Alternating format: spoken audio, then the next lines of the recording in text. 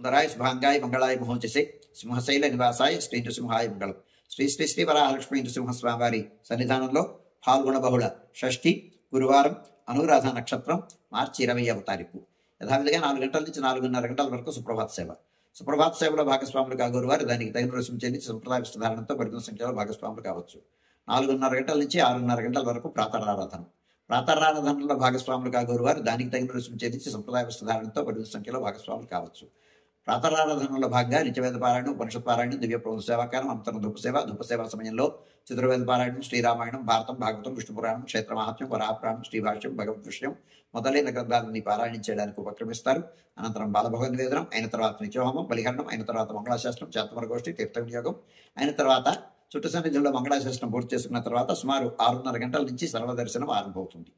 7:30 గంటలకు గురువార ప్రయుక్తంగా అష్టోత్తర శత స్వర్ణ పుష్పార్చనం, 8:30 గంటలకు గరుడ సేవ, 9:30 గంటలకు నిత్య కళ్యాణం ఆరంభమవుతాయి.